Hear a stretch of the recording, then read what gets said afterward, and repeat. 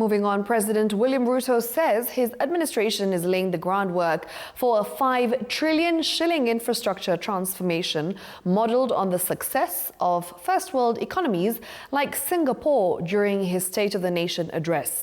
The president also outlined 4 pillars: investing in people, transforming the economy, expanding energy, and modernizing transport and logistics, adding that privatization will be a key source of funding for mega projects, including Jomo Kenyatta International Airport.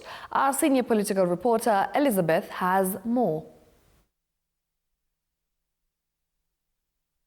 In his third State of Nation address at the National Assembly chambers, President William Ruto came bearing a bag of initiatives with a particular focus on infrastructure as a key pillar to transform Kenya into a first world country.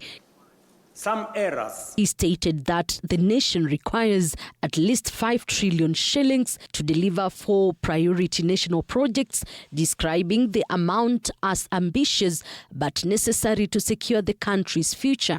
We choose to go to the moon in this decade and do the other things, not because they are easy, but because they are hard.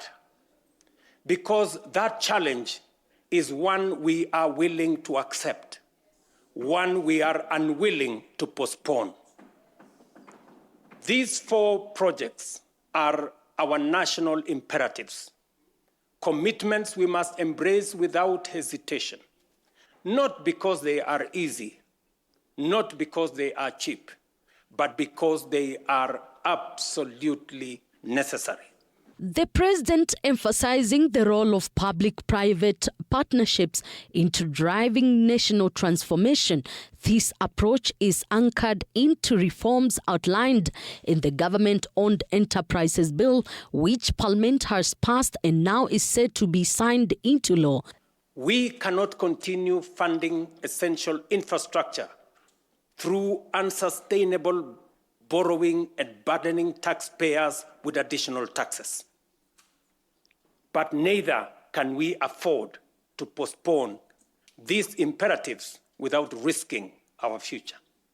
The president also announced a plan to do 2,500 kilometers of major highways and 28,000 kilometers of roads to be tarmacked over the next decade. Burdens and benefits of the use of resources and public borrowing shall be shared equitably between present and future generations.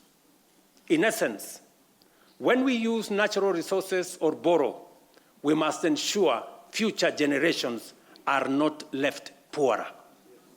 The president has said that majority entry points, including Jomo Kenyatta International Airport, Mombasa Port, and Lamu, will be modernized through PPPs within the next year.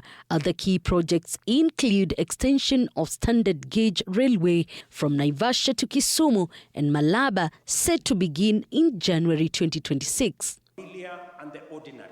3 years down the line, and President William Ruto still holds on the promise of making Kenya a first world country despite of numerous challenges.